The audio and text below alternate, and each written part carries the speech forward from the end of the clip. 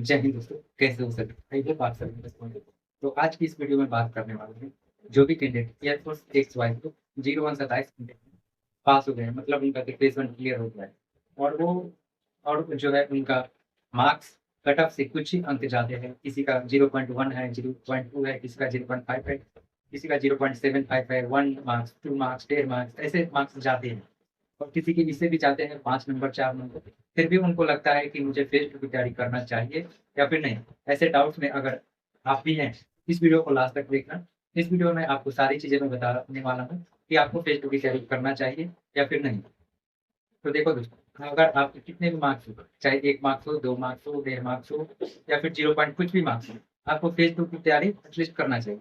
इससे आपको क्या बेनिफिट हो सकता है, मतलब अगर आप एग्ज़ाम फेज़ 1 क्वालीफाई कर लिए हो, तो आपको फेज़ 2 की तैयारी करनी चाहिए एंड आपको फेज़ 2 भी देना चाहिए। क्योंकि फेज़ 2 अगर दोगे, तो इससे आपका एक्सपीरियंस बूस्ट होगा। इसमें जो है आप फेज़ 2 की तैयारी करोगे, तो इसमें आप फिज़िकल की तैयारी करोगे, एसआरटी की तैयारी करोगे, जीडी की तैयारी करोगे। अगर इन सारी चीज़ों को तुम क्वालीफाई भी कर लोगे, तो आगे मेडिकल देने का मौका मिलेगा। एयरफ़ोर्स का मेडिकल बहुत ही टफ़ लिया जाता है और इसमें अक्सर कैंडिडेट आउट हो जाते हैं। जैसे कि मैं हमेशा जो लास्ट के 2 इंटेक रहे हैं, दोनों इंटेक में मेडिकल आउट हुआ। तो इससे क्या होगा कि अगर आप फेज़ 2 की तैयारी करोगे और सारी चीज़ें तुम पास करोगे, तो मेडिकल देने का मौका मिलेगा।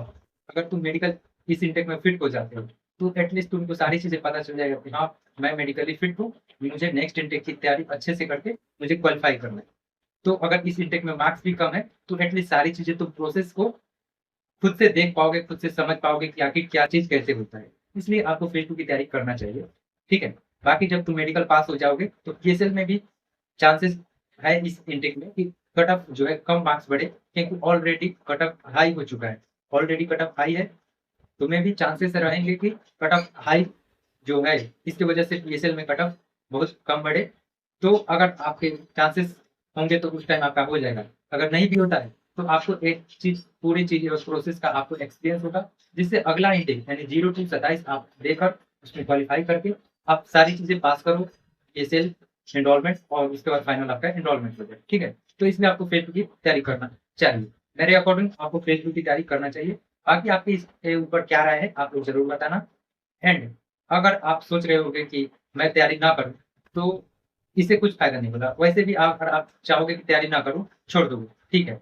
अगर अगला इंटेक तुम दोगे, अगला इंटेक में तुम्हारे अच्छे मार्क्स हो जाएँगे, फिर तुम जाओगे फेज़ 2 देने। अगर वहाँ पहले ही चांस में तुम आउट हो गए, तो क्या तुमको लगेगा, मेरे अकॉर्डिंग तो अगर आउट हो जाओगे, तो मैं बोलूँगा कि इस लास्ट इंटेक में भी तुम्हारा रिज़ल्ट हुआ है, तो ये वाला इंटेक दे दो। अगर बाय चांस तुम इसमें आउट भी हो जाते हो, तो एटलीस्ट तुम्हें ये तो पता रहेगा कि मैं किस वजह से और कहाँ पे आउट हुआ। तो उसको अगली बार जो है आप अपनी गलतियों को सुधार के आप उस चीज़ को पास कर पाओ, ठीक है? इसलिए आपको अगर मार्क्स भी कम है, तो आपको फेज़ 2 की तैयारी करना चाहिए। भले ही आप किसी का बैच जॉइन मत करना, किसी के कोचिंग में, अकेडमी में आप ऑफलाइन मत जाना, मतलब ज़्यादा पैसे खर्च मत करना, लेकिन आप फेज़ 2 की तैयारी एटलीस्ट करना। इससे आपको बेनिफिट्स होगा, आपको इसका फ़ायदा ज़रूर देखने को मिलेगा। भले आपको इस इंटेक में फ़ायदा ना हो, लेकिन अगले इंटेक में इसका फ़ायदा देखने को मिलेगा। तो फिर आप पूछोगे कि भाई जब बैच ही ना ले और ऑफलाइन आ जाए, तो कैसे फेस टू की तैयारी करें? तो भाई आप सेल्फ प्रैक्टिस से आप फेस टू की तैयारी कर सकते हैं। तो इसमें अब आपके मन में डाउट होंगे कि जेडी के लिए हम टॉपिक कहाँ से लाएँ? टॉपिक्स में कैसे बोलने होते हैं? कैसे क्या करना होता है? और एसआरटी कैसे क्वेश्चन होते हैं? उसका प्रैक्टिस कैसे करें? तो इसका एक इलाज है, मेरे पास एक इसका उपाय है।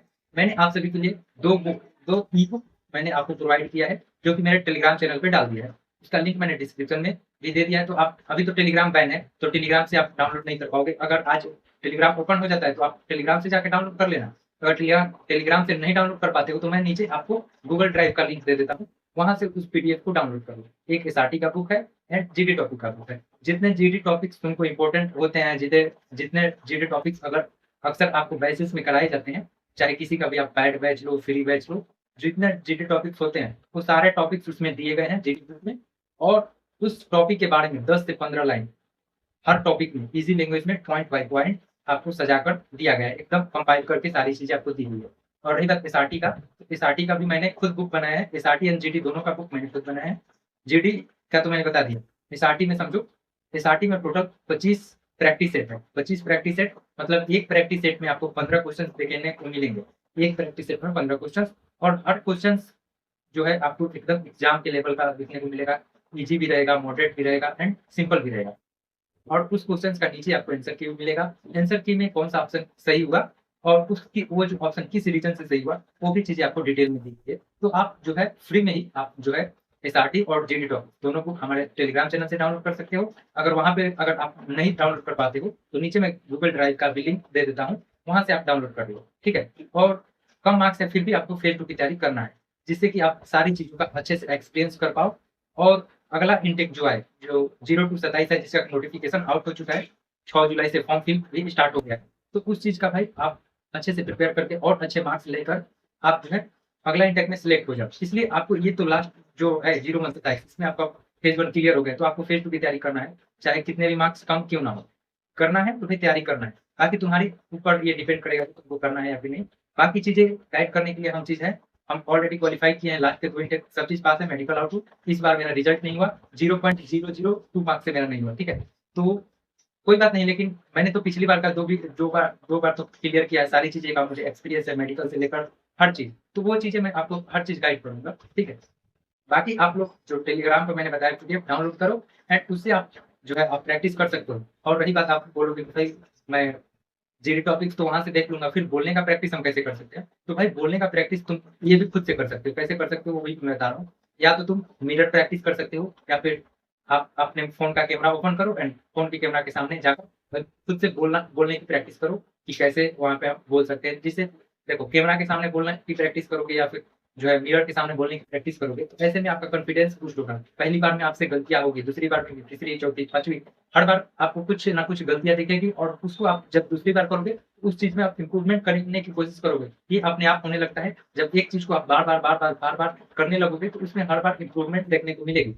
तो यही चीज आप बार बार दोहराओगे तो ये चीजें इंप्रूव होगी, आपकी सही हो जाएगी। तो आप मिरर प्रैक्टिस कर सकते हो।